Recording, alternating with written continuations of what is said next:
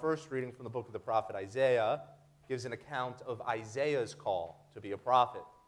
And we hear a very different reaction, right? How does the first reading end? Here I am, Lord, send me. How did Peter respond to encountering God, encountering Jesus Christ? Depart from me, Lord, for I am a sinful man. That's the first thing. They're very different. They're called to very similar missions, very different reactions. Second, I wish St. Luke wrote a little bit more. I wish he told us a little bit more of what the crowd was saying. Because I bet there was all sorts of reactions in the crowd as Peter and Andrew, James and John, and Jesus get out of the boats. They're pulling this great haul of fish. I'm sure some people were praising God. Thanks be to God, this is amazing. There were some people maybe pointing to Jesus saying, oh, he's a prophet. Hey, everyone, that must be the Messiah. And I'm willing to bet, I don't know for sure, but I'm willing to bet that there were people in the crowds who were like, what's the big deal? It's just a lot of fish. Like, that's nice. That's a nice thing. It doesn't prove anything. Because time and time again throughout the Gospels, people get it wrong. They fail to recognize God right in front of their faces. Why then does Peter get it right? I think there's two aspects of Peter that make it possible for him to recognize Jesus immediately. First and foremost, Peter is a devout man. He's a devout Jew. He goes to synagogue on Saturday. He does no work on the Sabbath. He keeps it holy.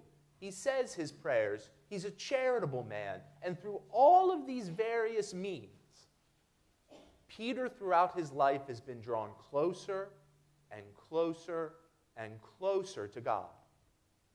So that when divinity, when God himself is in his boat, he's not confused. He falls to his knees. Now, what's interesting is that those who know God do, in fact, respond to God in the same way. I tricked you a little bit. Because what happened right in the middle of the first reading? Isaiah sees this vision, the divinity revealed, the Lord of hosts before him. And how does he respond initially? Oh, I'm doomed. Because humans can't go before God and live. It's just part of the way we're made. God says that to Moses way back in the book of Exodus. Moses says, let me see your face. And God's like, I can't do that. You'll die. What I'll do is I'll let you see my back as I'm walking away. You can see that and survive. But you can't be in my presence as a sinner and survive. Isaiah's familiar with the scriptures. He's familiar with the Torah. He's familiar with the stories of Moses and God and his own people. And he immediately recognizes, I'm going to die. Because I can't be here. And how does God respond? How does the seraphim respond? He cleanses him. He rubs a coal along his lips, burning off the evil, purifying him and allowing him to go forward to do his mission.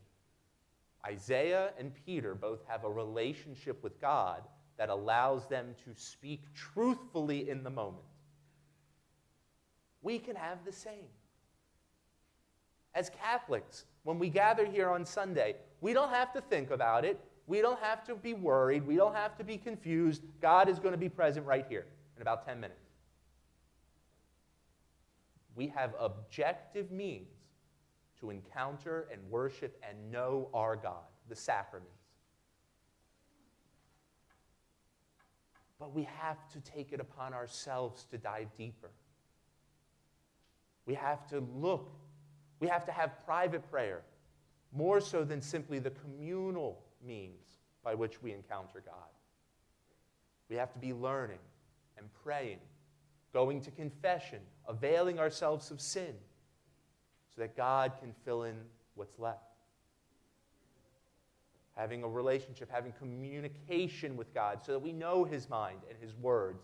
So we do all of these things so that when the time comes, our holiness, our relationship with God is requisite, that we are able to recognize him. Second, what does Peter do for a living? He is a fisherman. And, people in the crowd, I'm fairly convinced, might have discounted the miracle. But Peter can't. Because he knows better. He's been doing this his whole life. Peter knows the difference between a big catch of fish and an impossible catch of fish. Peter knows that once the sun's up, you're not getting anything. He says that to Jesus, like, we've been fishing all night, but you say so. And seeing the miracle, he's able to recognize it for what it is because of his personal, human knowledge. God encountered us through the daily, mundane, regular things that we do all the time.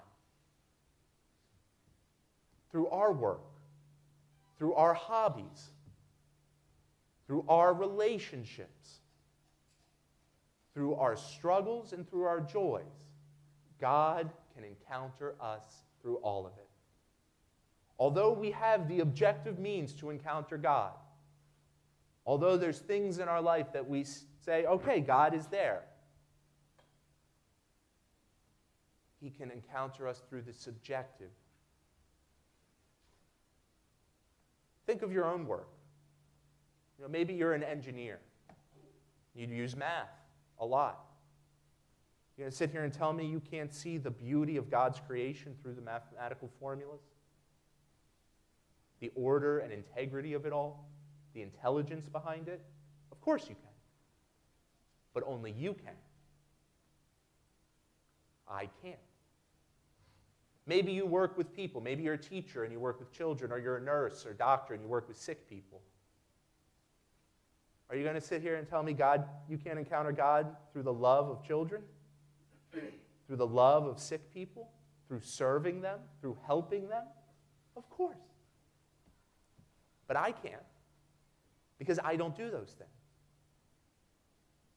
Through your personal relationships with friends and family, through your hobbies, through the things that you enjoy and you like to do, through any means that He chooses, God can and does reach out. But if we're so focused just on the task at hand, we might say, no, I can't. Got to get the nets ashore and wash them. We've been out all night. Find another boat. Because we don't recognize God when He's right in front of our faces. You and I, we have to have the regular practice of our faith. We have to be religious, attending Mass, saying our prayers, going to confession, taking part in works of charity and service. All of these things help us be more like Peter and be drawn closer to God.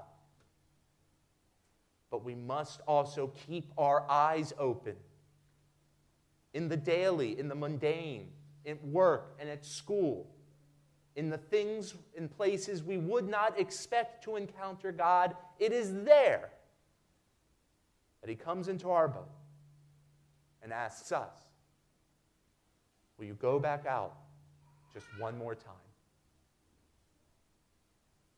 Brothers and sisters, we are all called to follow Him, but the call is unique to each of us. Know yourselves. Know what you're good at. Know what you're bad at. And be open in the daily, in the routine, in the mundane, to seeing God in a way that is wholly unique to you. Because He is reaching out. And He is saying to all of us, come, follow me.